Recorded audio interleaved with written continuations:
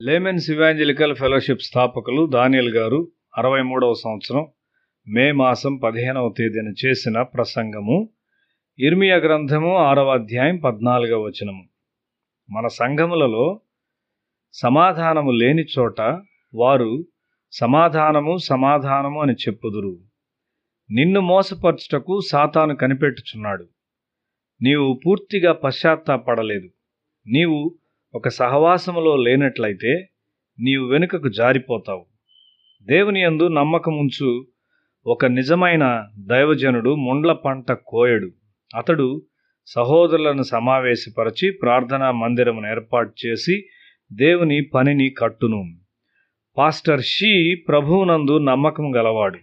మనము ఎన్నడూ విశ్వాసమును పోగొట్టుకొనకుండా ఉందాము. నీవు దేవుని చిత్తమును చేయుచున్నావా? నీ పొరుగువాన్ని ప్రేమించుటకు నీవు ప్రయత్నించున్నావా? నీవు నమ్ముచున్నట్లయితే రోమా 12వ అధ్యాయములో నీవు జీవిస్తావు. నీ జీవితంలో ఓటమి ఉండదు. దేవుడు ఏం చెప్తున్నాడు? పిల్లలు వెళ్ళిపోయారు, గుడారము ఒక నిస్సహాయ స్థితిలో ఉన్నది, మంద దొడ్డి బయట ఉన్నది. ఇది దేవుని యొక్క హృదయ విచారమై ఉన్నది. దేవుడు దీన్ని ఇర్మియాకు బయలుపరుస్తూ ఉన్నాడు. ఒక కాపరి సంఘము కొరకు ప్రార్థించు భారము తప్పక కలిగి ఉండాలి. కాపరి ప్రార్థించినట్లయితే సంఘములో వ్యతిరేక శక్తులు ఎవరో దేవుడు అతనికి చూపును. సంఘములోని ధనవంతులను బట్టి అతడు భయపడనవసరం లేదు. ఆత్మీయ రాజ్యములో చాలా ఆమోదయోగ్యమైన శక్తులు ఉండును. యేసుక్రీస్తు నామము ద్వారా మనము ప్రార్థించినప్పుడు ఆ శక్తులలో ఒక దూతగా వెళ్ళి వ్యతిరేక శక్తులు గలవారిని కలల ద్వారా హెచ్చరించును. వారు ఒక రోగమును పొందుట లేక ఏదో ఒక అణచివేయు పరిస్థితిలో పడుదురు. రోగము, కష్టాలు దేవుని ద్వారా ఆజ్ఞాపించబడినట్లయితే అవి ఒక దీవెన. మనము ప్రార్థించని వారికి మనము ప్రసంగించకూడదు. ఈ దినాల్లో ప్రజలు ప్రసంగించాలని కోరతారు. నీవు ప్రసంగించగలవా? దేవుని వాక్యమును ప్రజల హృదయాలకు నీవు తీసుకొని రాగలవా? అది ఎంత భారభరితమైనది. కొంతమంది కరపత్రముల మీద ప్రసంగికులుగా వారి పేర్లుండట చూచినప్పుడు చాలా సంతోషిస్తారు. ప్రసంగమును గూర్చిన ఒక తప్పైన అంచనాను మనం కలిగి ఉన్నాము. మనము కుటుంబ ప్రార్థనలు ఏర్పాటు చేస్తాము. వినువారి హృదయాల్లోనికి వాక్యం వెళ్ళగలిగినట్లు మనం ప్రసంగించగలమా? ప్రసంగించుట నీదై ఉండకూడదు.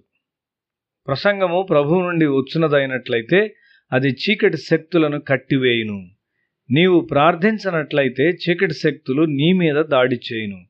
క్రీస్తు సువార్తకు వ్యతిరేకముగా పోరాడు ఏ కుటుంబమైనా లేక ప్రజల గుంపైనా నాశనమగును. కొంతమంది వారి దుష్ట హృదయానికి చెందిన దుష్టమైన ఆలోచనలను ప్రసంగించువారుగా ఉన్నారు. దేవుని మహిమపరచుట నుండి ఈ శరీరము ఆటంకపరుచున్నదా?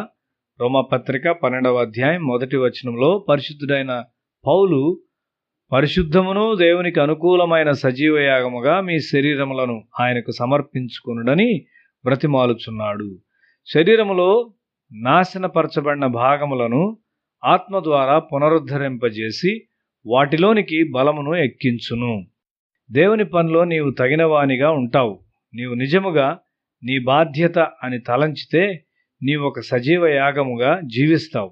నీవు దేవుని చిత్తమును కనుగొంటావు. దేవుని చిత్తములో కూడా అపజయం ఉండగలదు.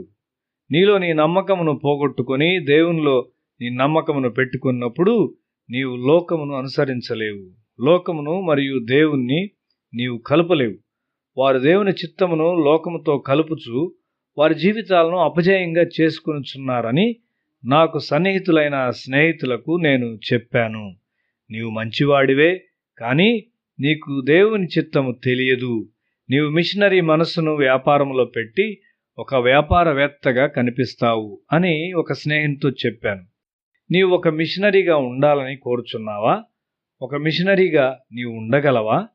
కొంతమంది వ్యాపారం చేయు మనుషులు వారు డబ్బు కొరకు చూస్తారు. వారు ఇండ్లు కట్టుచుంటారు.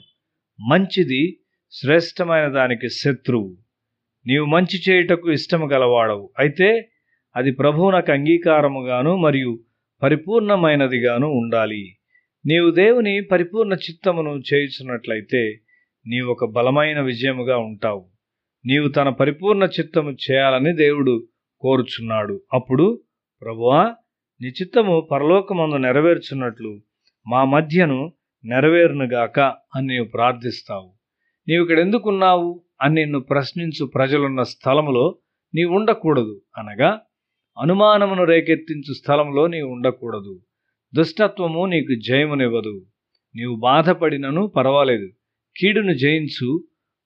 మన అవును అంటే అవును, కాదు అంటే కాదుగా ఉండాలి. సత్యాత్మే అయిన పరిశుద్ధాత్ముడు సత్యమును వివేచించును. రోమపత్రిక 12వ అధ్యాయపు స్థాయికి నీవు వచ్చినట్లయితే నీ ప్రసంగాలు శక్తివంతంగా ఉంటాయి. నా గుడారము చినిగిపోయినది అని దేవుడు చెప్పుచున్నాడు. నీ వెళ్ళు నూతన స్థలంలో గుడారమును ఏర్పాటు చేయగలవా? నేను యేసును హెచ్చించాలి, నేను ఆయన్ను రుజువు చేయాలి అనేది నీ ప్రార్థనగా ఉండాలి. నీవు ఆయన్ను రుజువు